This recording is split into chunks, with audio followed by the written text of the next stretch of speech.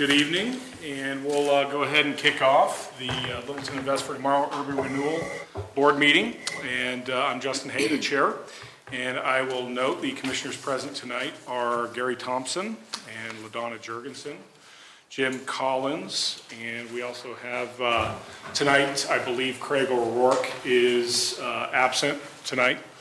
Is that, have you guys heard anything else from Craig? Okay. And so this evening, Bruce Stallman, I believe, is... Ryan and Kyle are here. Oh, I'm sorry, guys. I'm looking at like three different things here. Yeah. Brian and Tyler, thank you, guys. But I believe also Bruce Stallman is absent tonight. I haven't heard anything from him. Jim Reese, our executive director, and then Corey Hoffman as well tonight for our legal representation. And as always, we'll start with the next item to approve the meeting minutes from our past August 13th video recording. Move to approve. Wait, did anybody actually see it? No. I went online and I never, you saw it? No, I have not seen it either. That's what I was not available. Yeah, and I saw that posting. I don't know, we'll have to talk to AV and probably push that to our next. They were here, they did record it. Yeah. Well, I'd recommend that we did not approve it until it's I at least agree. available We had to to see do it. that. We had to do that a few meetings back, so it has not been posted, so we'll note that we're going to have to push that to our November meeting at this point. Okay, so moving on, announcements. Do we have any announcements tonight that? No? No. Okay. Next item is public appearances. So if anybody has anything tonight, please step up to the mic in 4 minutes, please.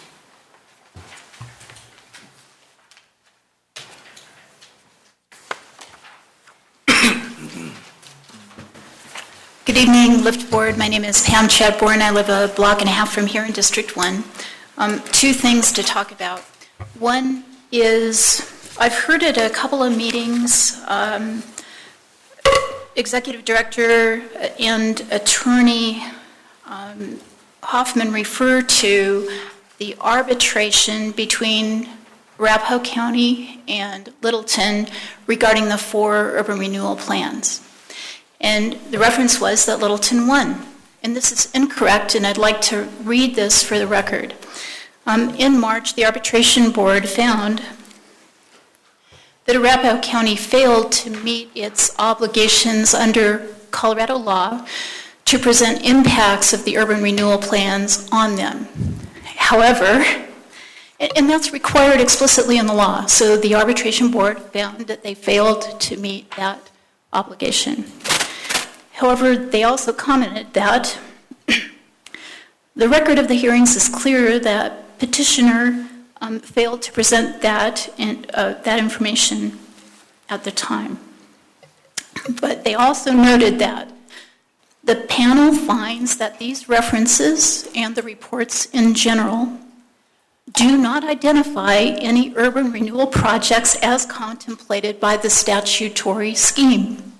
As such, the panel finds that the reports presented and approved are woefully inadequate to place petitioner, or anyone else for that matter, on notice of its presumed obligations under the approved plans. I'm going to tell you, we all lost. There's nobody who won here. So I'd like to ask that no one say that Littleton won this arbitration. We did not. And it's right there in the findings. My second item is related to the City Council meeting on Tuesday. And I'm going to call your attention to what the city manager said near the end of the meeting in his report. And what he said about urban renewal is that he thinks there's 2 sites in the city that rise to the level of requiring public improvement that would be high enough to generate bonds under urban renewal.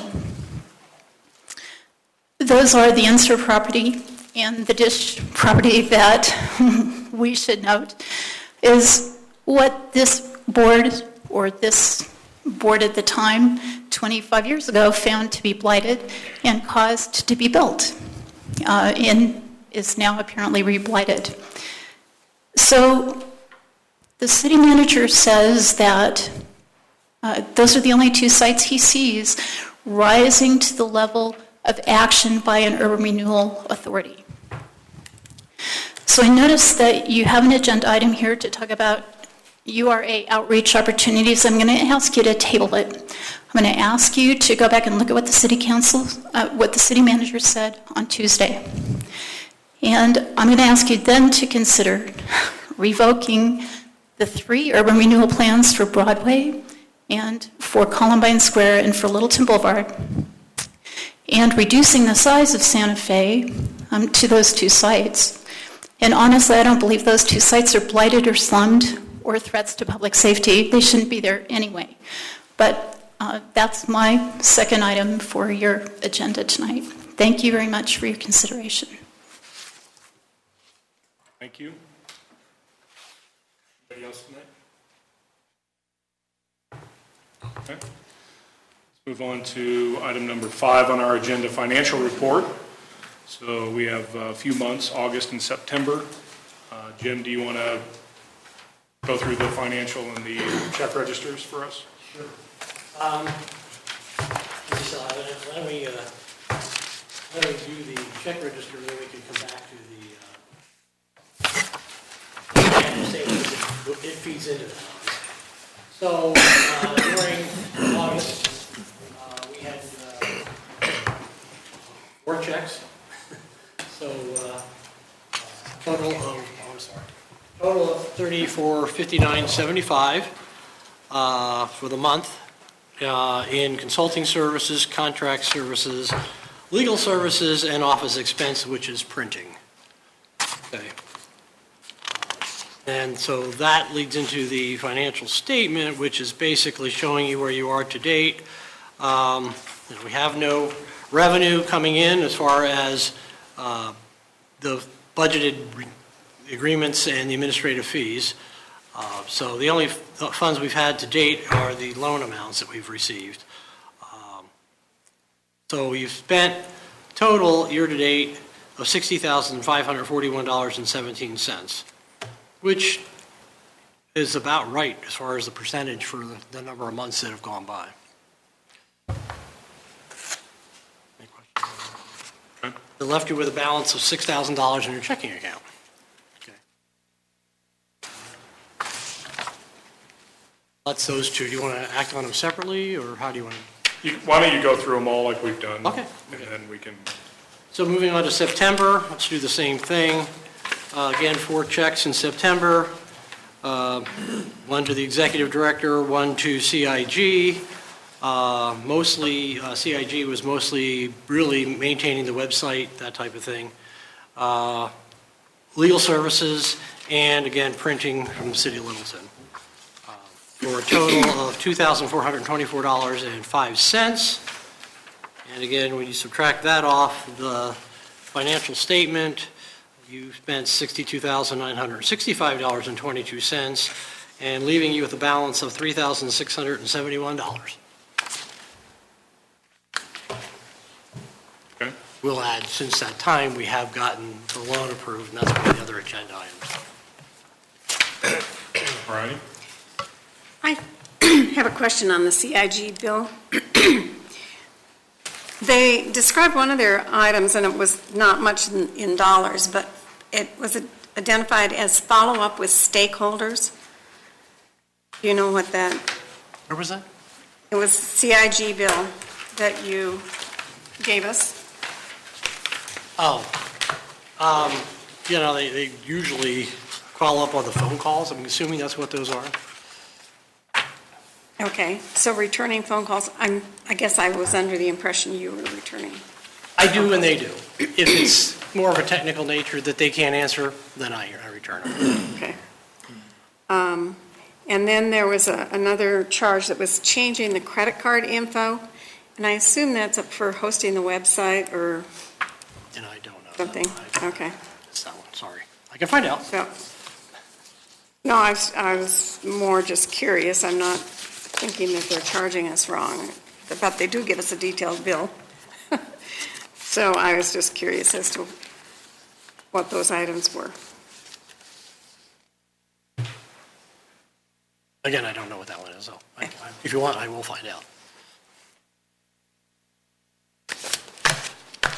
Okay. Any other questions? The financial statement or the check registers? Do you have a motion? I move that the financial statements for August and September be approved.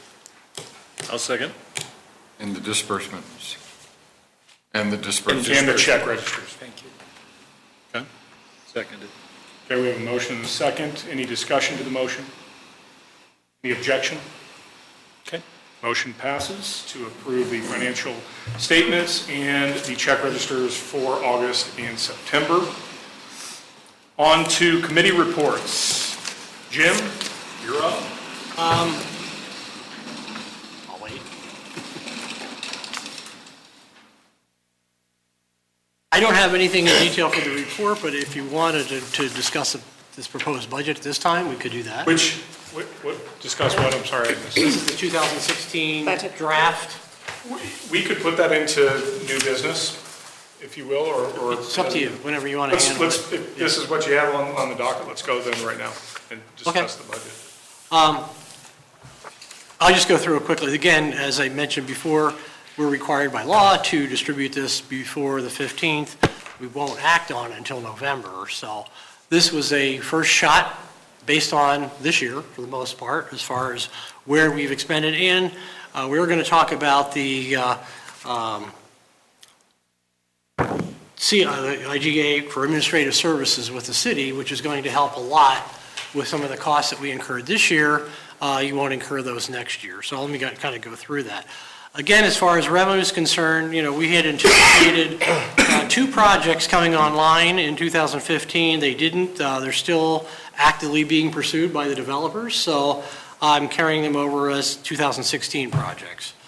One I know is planning on bringing in their entitlements to the city here shortly, and the other one I believe is planning on closing in early 2016. So they're both still attempting to get this ready for us to review as an urban renewal development. So I've included those on there. For those of you who don't know, we usually take where it says retainer agreements. What is typical is when you start to begin to work with these developers, there's a lot of time that goes into as far as the negotiation and the contracting. Corey will spend a lot of time probably drafting redevelopment agreements. So what we ask the developers to do is provide a $20,000 basically escrow, and that we can draw against that for the time that's spent on those things. So mostly for covering costs for Corey and me, because we'll be the ones that we spend a lot of time. But those can be very time consuming depending on what's in them. So that's what that represents. Now, as far as expenditures, audit charges, we had on there, if you look at last year, we had $5,500 in there for that, but we found out that we were exempt from the audit filing. We did an exemption, and I believe that's for entities that spend less than $500,000, I think it is. And so I anticipate we would do the same thing this year. So that would save us a considerable amount of money. I reduced actually my time down to about 24,000, figuring about 2,000 a month, because over the last several months it has definitely gone down as far as time. So we can reduce that amount. Dues and memberships, we didn't spend it, and I still recommend that we do. Join Downtown Colorado, Inc.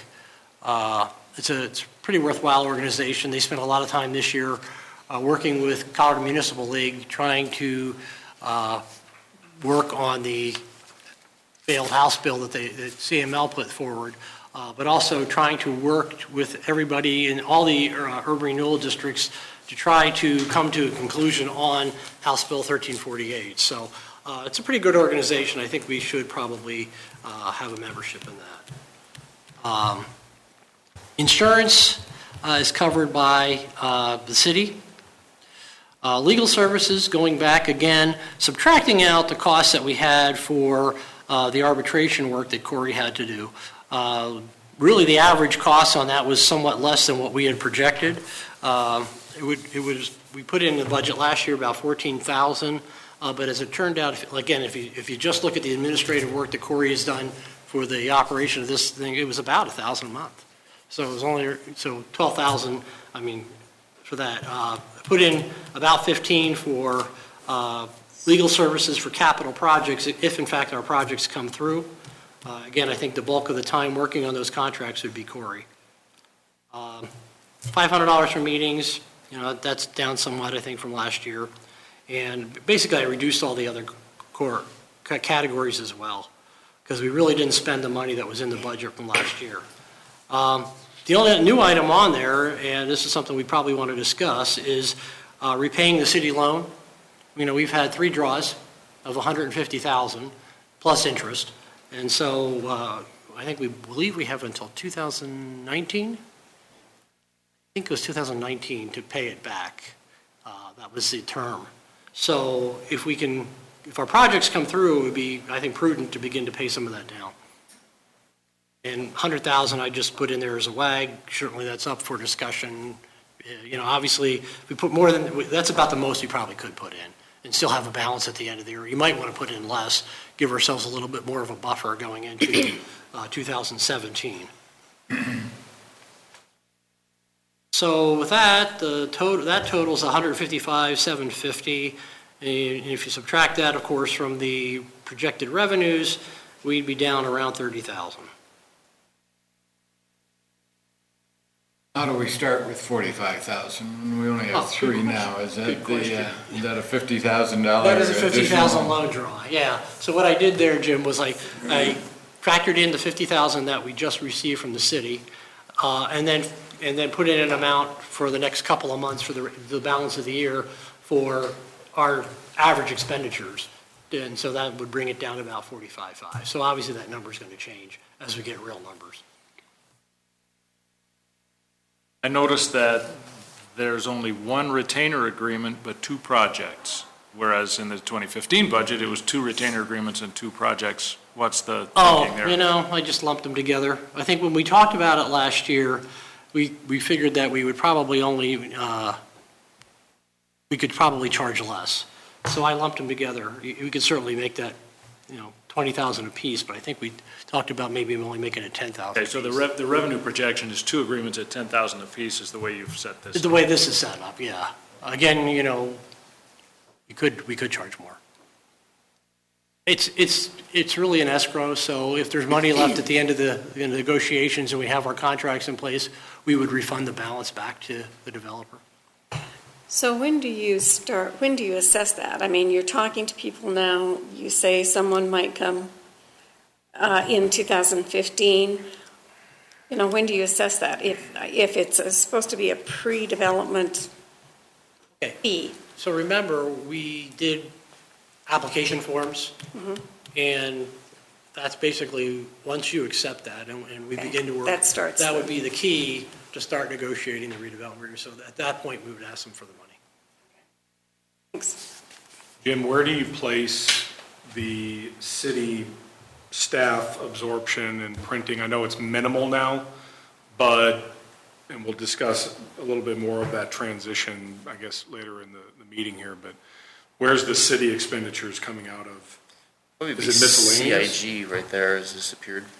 Right, and that's kind of along with what I'm saying. The only costs I anticipate us having would be for printing.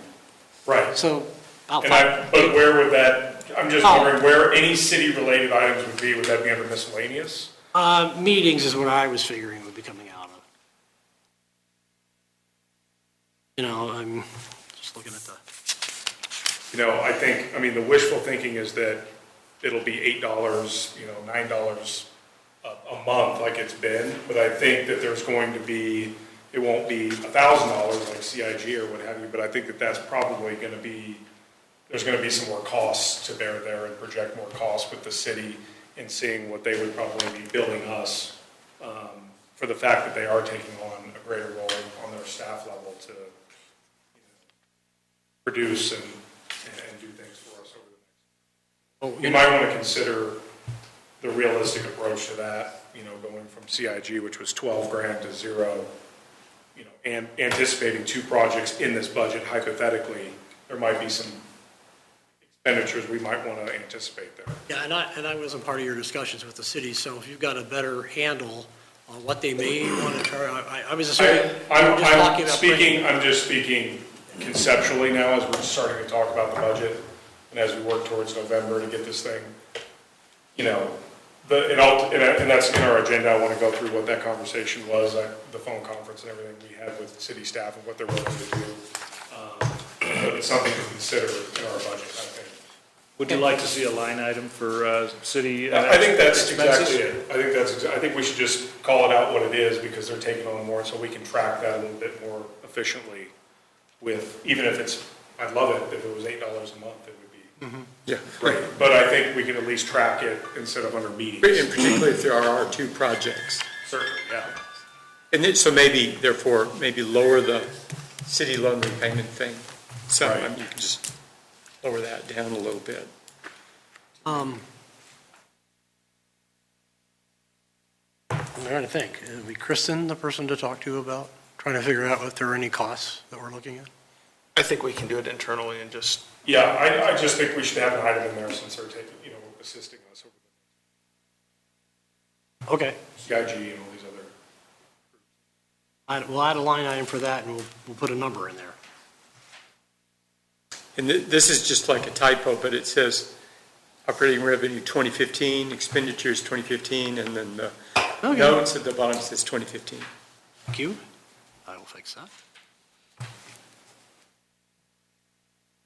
Okay. Cut and pasting does that, okay? Any other questions?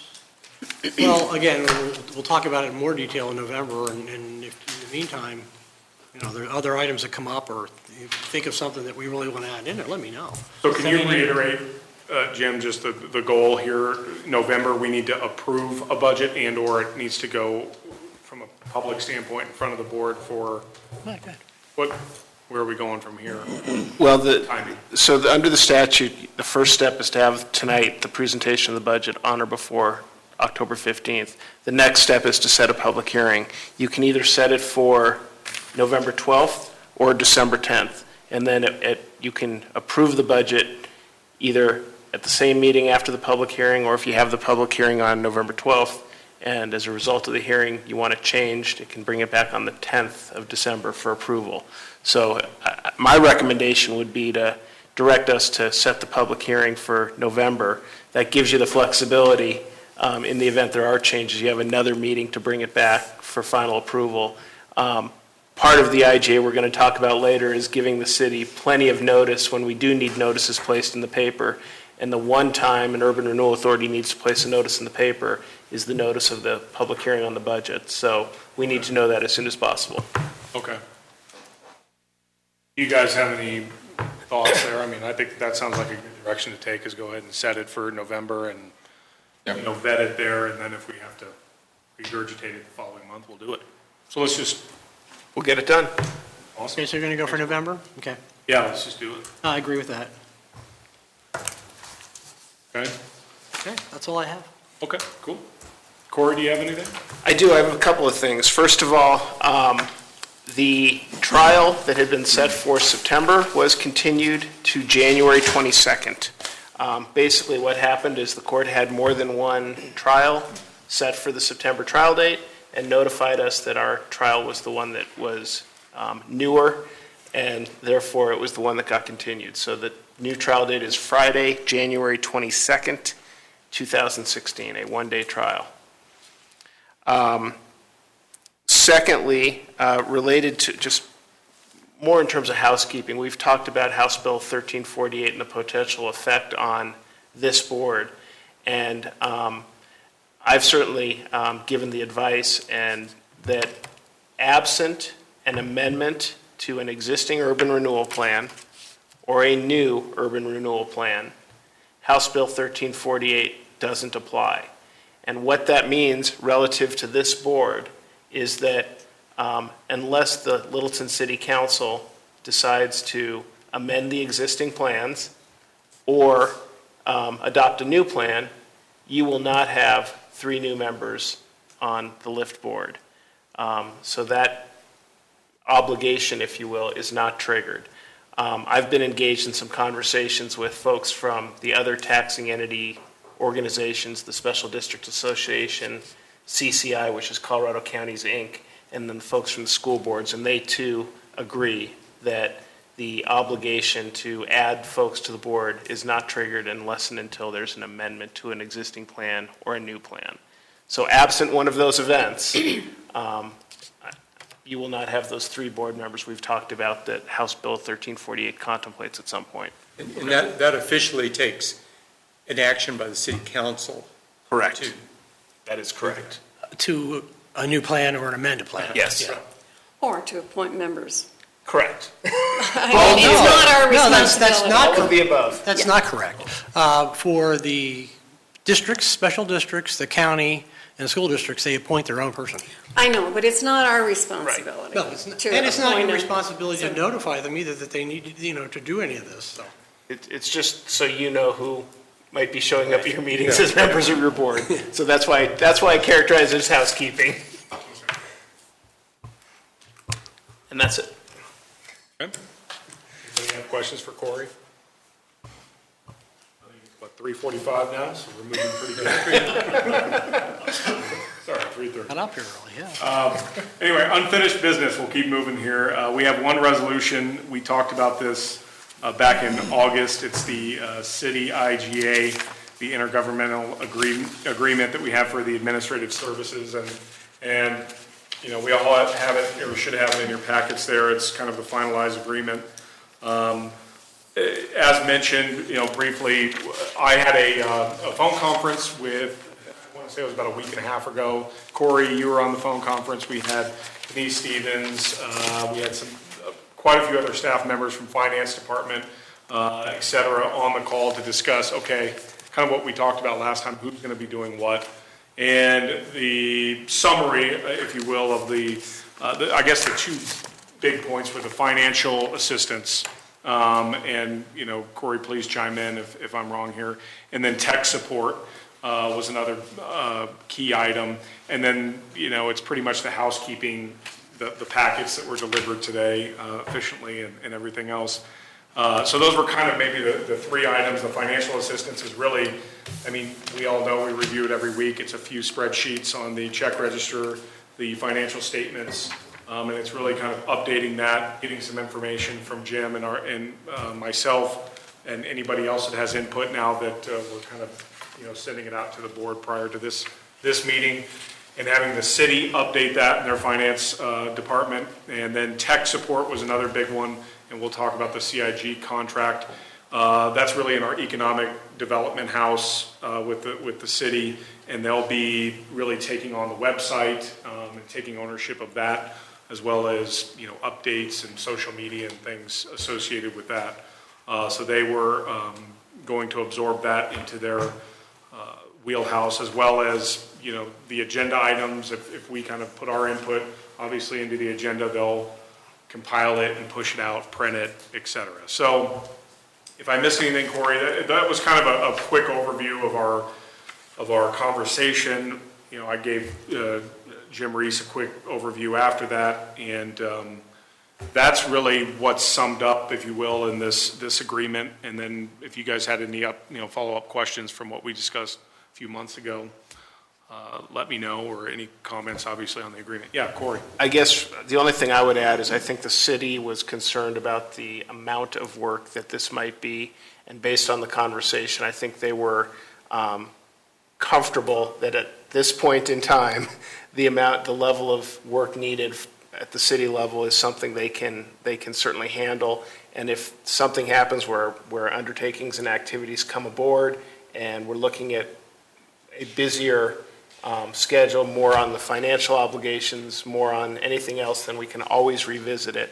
But based on the current workload of this body, the city felt comfortable taking over the obligations that are in the cooperation agreement. Essentially, that's without a project at this time. Exactly. How was that translated in this agreement? I What you think just stated. Was that I think the idea was that this agreement can be revisited at any time, and so if at some point the city has a problem, they're going to come to us and say, it's too much, we need to renegotiate. Okay. And that's understandable. I mean, if you guys are all in agreement with that.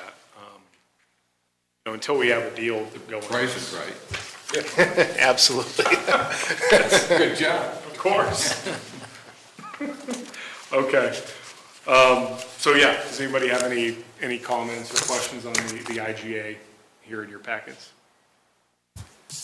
Okay, so this is a resolution, so. Move to approve the resolution adopting the agreement. Second.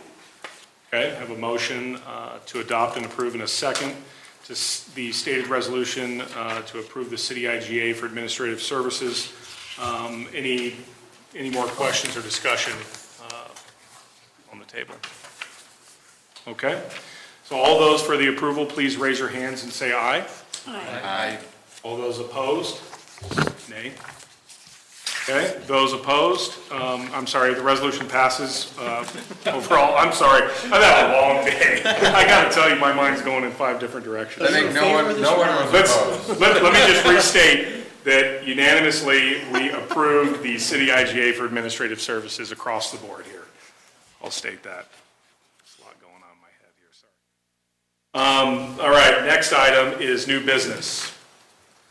So, Jim, you went in front of the city council. I did. For the loan approval. Do you want to state anything on that?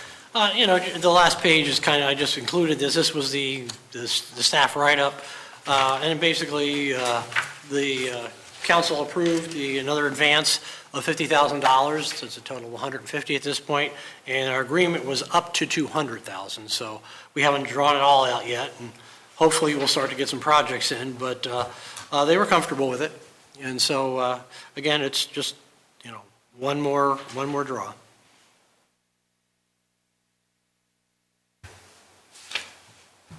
All right. Was the vote unanimous?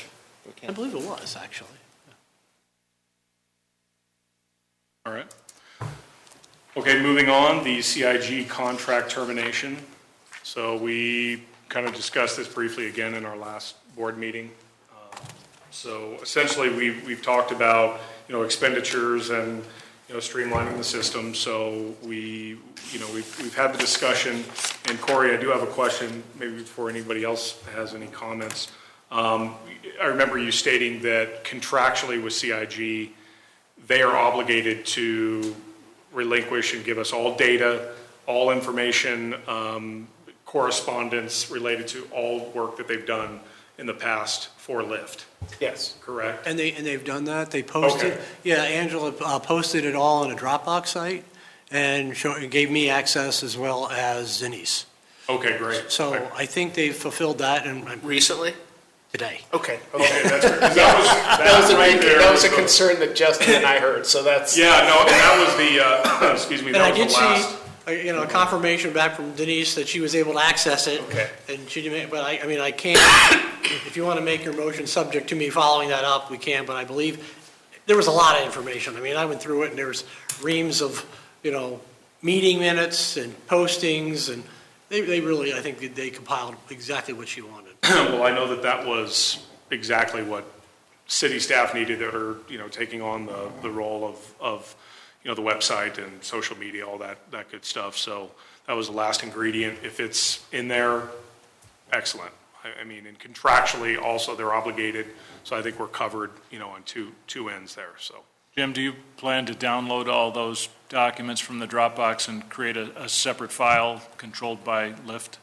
We were going to just turn it over to the city and let them Over to the manage it. city. at But this download point. it from Dropbox, so it's no longer, Yeah, I would assume that's what Denise will do, but I can definitely follow up on that. Yeah, in case the Dropbox goes away. well, yeah, it's probably a Dropbox account controlled by CIG. It is, yeah. They granted us access, so, yeah. Okay. Great. Just one thing, as far as, terminating CIG's contract, I went through it, it's a 14-day notice. Okay, it's not a So if 30. you want to do it, I'll send it. So what's the process? Do we Just essentially just in a letter? Yes, so you do a motion authorizing the notice of termination, and we'd send it out. Do you send that out? You send a letter, or do we have to? Typically, I think Jim Yeah. would, I'd look at the letter and send it out that way. Yeah, it's just a letter. I move that, As per the terms and conditions of your contract, it is now terminated. then I would move that Jim prepare a letter of termination and send it to CIG. Second. Motion and a second. Any discussion to the motion? Objection? Motion passes to terminate the CIG contract. All right, next item is the URA outreach. And the reason I wanted this on the agenda tonight, I know there was some public comment tonight about this item. And it was first and foremost, I was asked to attend a study session with the planning board on September 21st. To the community development director, Jocelyn Mills, asked me to really just present what we're up to as a board, kind of what our direction is, our goals, et cetera. And I'll give you just a quick overview of that. She also asked to present at the board was Denise Stevens, kind of presenting the economic development direction and what irons the city had in the fire from a prospect standpoint on specific deals. And so the planning board, it was a great discussion overall. It was some interesting questions that we've actually had as a board discussing the application process. When does planning board get involved? When does LIFT get involved? Is it concurrent? A lot of those items I said, well, these are all great. I think we should discuss them as a board and talk about what does happen when a project comes about in our URA in any regard, and how the planning board's kind of in alignment and how we would be in alignment with that particular process. And so they kind of had a series of questions. The big one was the vote, and how, the big one was, hey, how has the question 300 and question 2A affected us as a board? Or what's the public connotation on the trust level and how they perceive the board? That was a question that was presented. The next one was process, as I just kind of stated. Where in the process should we be involved? And then I'd say that the third kind of discussion item was, where are you going as a board, and how are you guys going to kind of move forward into 2016, et cetera. And so I thought it was good to maybe have them at some point, kind of conversely in maybe a study session format of after one of our meetings here, do the same thing to us to kind of go through that. And I kind of brought up out of that whole discussion and process of kind of a study session format was, I almost came to the point, and I've discussed this with Jim about talking about how we as a board are going to move forward.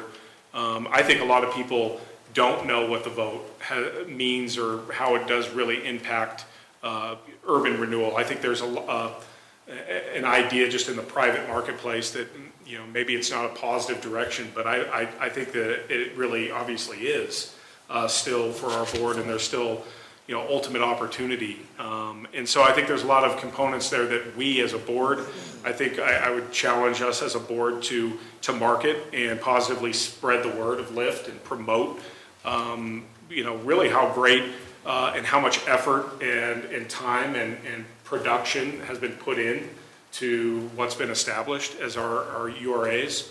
And how not only I kind of discussed it as it's a highlighting of all the potential that Littleton has. I mean, URA or not, it's these areas in the discussions that have been around this table and when it was at the other location over the past 18 months or so,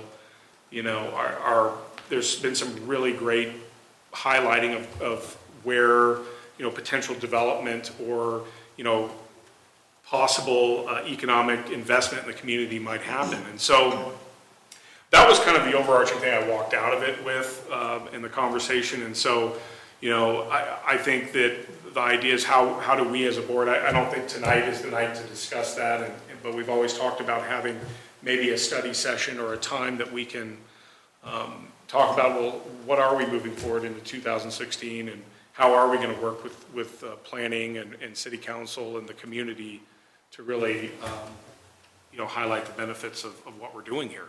Because we're all here volunteering and we're spending time here, and I think, we have a lot of opportunity to make a great impact in what we're doing here. So, and I'm just picking up where a lot of you guys, have been working in years past, and pointing to, I guess, you three and then the newer team over here trying to keep the ball rolling. So, I don't know, I just wanted to put that out there to the board and get your thoughts if you had any now, or if you think it would be beneficial to kind of expand on that a little bit more and promote our direction and how we can really facilitate and invest more in our community and see where that goes.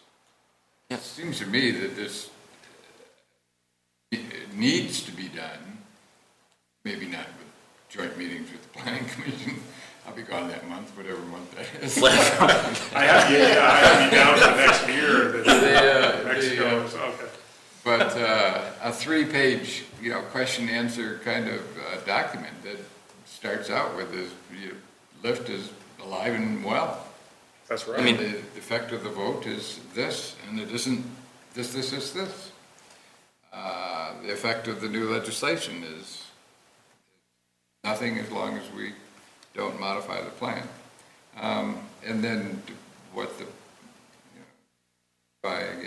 4 areas and what the expected revenue could be to stimulate economic development in there. I mean, it's like a 2 or 3 page summary that Corey ought to develop. You ain't good with numbers. That's what worries me. Someone will have to insert the numbers. You already see the spreadsheets. Multi-colored also. Anyhow, I think that that would be a good place to start before we start going into the meetings, and that'd be a nice thing to have in our hip pocket if we happen to be talking to developers. It'd be a nice thing to put on our website. It would be a nice thing for me to read.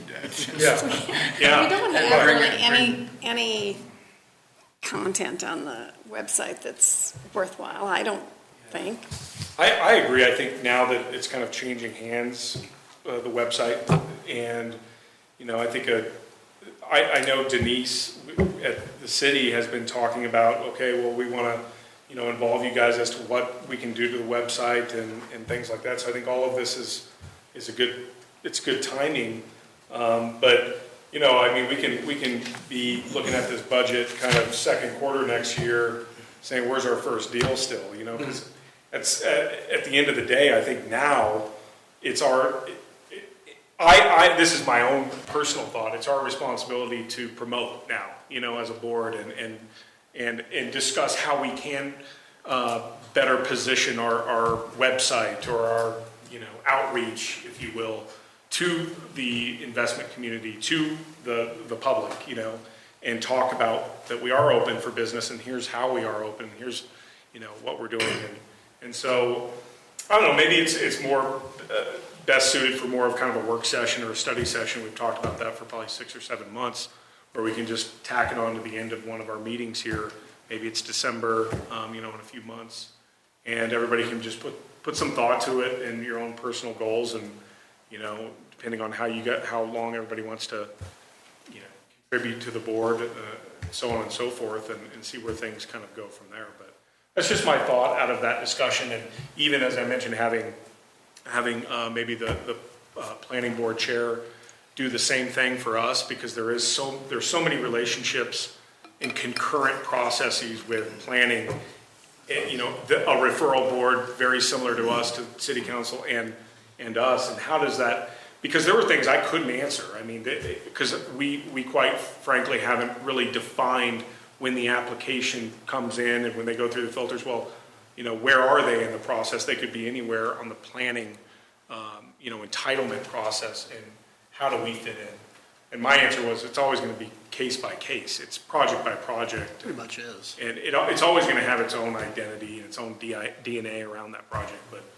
But it's good to have the relationships maybe set up and we can start, talking with them a little bit. And that's an internal administrative process and expectations management, I think, and being ready to have those interactions. But one of the things I worry about is the level of activity we can actually anticipate and how much outreach and public relations we really need to engage in. If there are two projects out there, and I believe one of them is Columbine Square, and The other's the Enzer property. and then there's the Enser property, and those two projects, if as the year goes by and when we get to the end of the year, if we have a higher level of confidence that these are going to move forward and that applications will be forthcoming, then it gives us more things to talk about, not only on the website, but with the private sector, to let people know that not only are we open for business, but we're doing business with the private sector in an urban renewal mode. And at the moment, I mean, if we didn't have those projects, I'd be very concerned that we needed to do more outreach and find developers. Well, I've always looked at it as kind of having a lot of balls in the air, because a lot of times the projects, and Justin, you know this, it sounds good and you think it's going to happen, and sometimes they just don't pan out. So I don't think we want to just handle just two. On the other hand, I hear what you're saying, and we talked about this when we were doing the renewal plans last year, that we need a project. We need one in the door that shows, this is how great this is, and that'll help. And it's true, it'll lead to more. I think we need to be, this will allow us to be more proactive, because frankly, we've been reactive, and there's not a whole lot we've been reacting to. So we've kind of been standing idle. And, I've been thinking about how to market ourselves, whether it's from Jim talking to developers, getting names from you guys that know people that are interested in coming to Littleton, to going on to more than maybe just a 3-page, FAQ, but actual press release. Put it out there, say, hey, Littleton is open. We have these 4 renewal areas. This is what we're looking for. This is the type of things we want. If you're interested, contact us here. And to get other developers in the door here, and even as full blown as getting a PR firm or a marketing firm to actually, get out there for one, public relations, but also developer relations. Well, I don't think they were a marketing firm. They were more of a, I don't know. But kind of like retail strategies, but yeah, someone that could both do public relations. I didn't see them actually doing. Well, and this is kind of a niche, so you want somebody that knows real estate. I think the idea of this brief white paper that kind of talks about the relationships internally and the marketing process, if it went the extra step and addressed some of those technical issues that I believe do exist. The private sector is uncertain about what the new statute means to urban renewal, and the nuances are quite fine, that existing districts aren't impacted and don't need to bring on additional board members and have additional revenue sharing, that the old districts don't have to do those things. But there is, I think at a prior meeting, Corey, you and I touched on this, there was some uncertainty about revenues generated and whether they're applicable and would be available to service bonds. And if there are private sector developers who are concerned that there would be a question mark around the revenues and that it might be retracted after they had spent a lot of money getting to that point, they're going to be hesitant to go forward. If we could somehow define that in a relatively brief statement of confidence that these revenues will be available.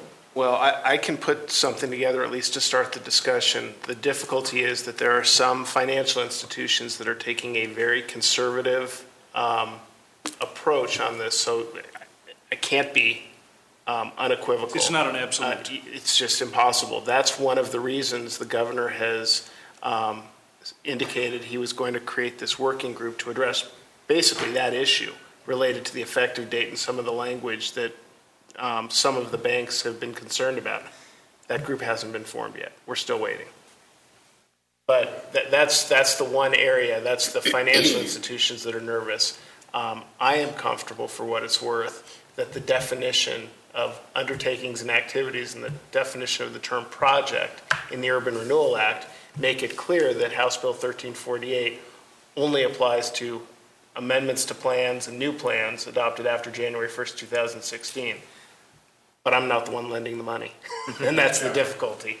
I mean, there's some perception out there that if we have to go back to council to do a cooperation agreement, and that's a new tax, that opens the entire Pandora's box again. So it's unsettled. Yeah. That's really what it is. And I think the 300 put a stigma on Littleton as well, that Littleton doesn't want development. Yeah, well, that's very confusing. That's very, very confusing. Go ahead. I would, since I haven't really done anything much in a long time, I would take a crack at this very general two-page kind of thing, and then maybe run it past Jim, and then run it past you, and then so that we have some kind of a draft of some sort to look at our next meeting to then work on. I'd like to see two things. I'd like to see one is just a very, very basic general press release that just says, hey, we have these 4 areas, this is what we're looking for. And then a second, more detailed one, what does this mean? Kind of we're open for business kind of thing? Yeah, kind of we're open for business. If you're interested, you can find out more here. And then when they come to you, we have this is what this means. This is what 300 means. This is what the I House would Bill agree, means. because I think the first filter needs to be fairly simplistic. Yes.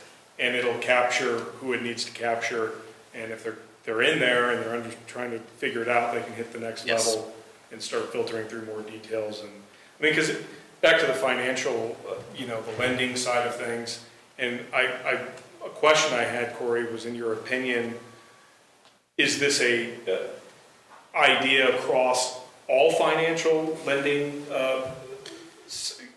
entities that they're looking at this from, a holistic standpoint, or is it specific financial entities that are dialing in on that? So It has been certain banks that have Okay. basically said, we're not going to do So at the this. end of the day, if we can, it's all a risk tolerance for anybody, and this is, how can we reduce the idea of their risk tolerance through just an understanding of what our URAs are and how the public input now and the vote and everything, what does that do to their risk tolerance and acceptance of? And I guess I would point out there's different types of urban renewal agreements.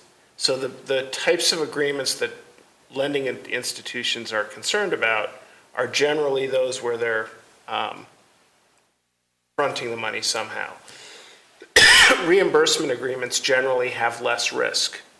And so the difference is where a reimbursement agreement is where the developer effectively fronts the money, and then the Urban Renewal Authority pays out of increment generated from that property only.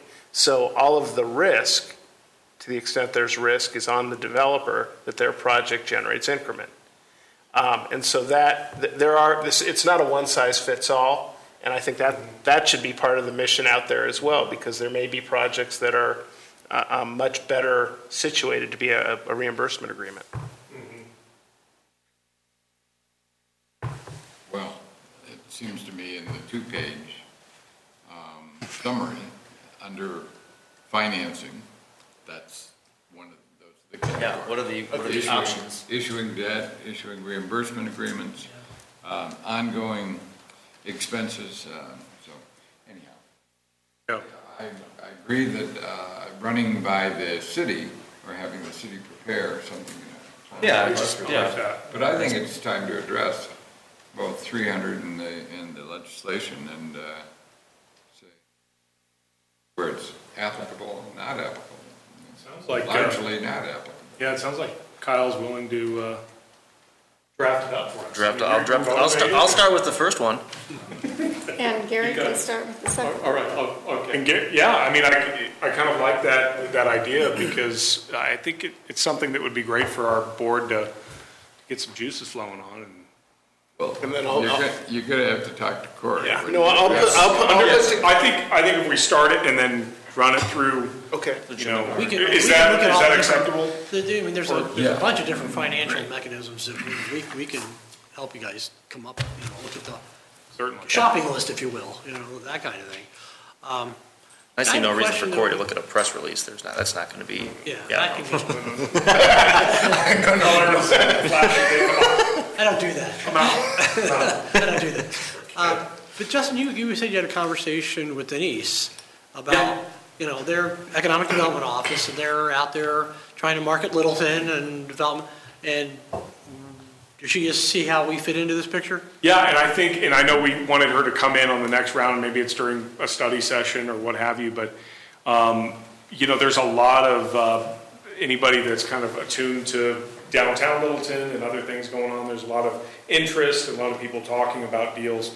And she started talking about, expanding out into some of the URAs and some people that have been talking in interest about potential projects up in our areas of interest as a board. So I thought it would be, and I know you did as well, Jim, beneficial to have her kind of have a conversation about how the city has been marketing and who they've been talking to as well, and see if there's some good discussion we can have related to what we're talking about here, where maybe we might be able to engage some other people that are teetering, because we always talk about that one deal, that small parcel or what have you, and it's all about rejuvenation. I don't even look at it as development. I mean, we're here to rejuvenate, and to reinvigorate our community with some great ideas, and so that's kind of what she was talking about, and maybe what we can do is couple maybe the planning board discussion coming in and her as well. And we can expand on that a little bit more with Denise. I think the city is probably our best tool for marketing. Well, yeah, and I think, with this board, they're going to be getting the phone calls and some of those things, so it goes to them a lot of times first. So they're filtering it, as well, and I think us, staying involved in that arena is certainly beneficial to our board and to the community, so. Is there, and it's just my lack of not being from here, but is there a home builders or a housing and building administrator? I mean, is there an association, building association? Well, the South Metro Housing Authority, I know, a few of the individuals there, what's his name, Kyle Henderson, who's kind of on the board. Yeah, there's plenty of, where are you going with that, just talking about Rubber housing? chicken. Yeah.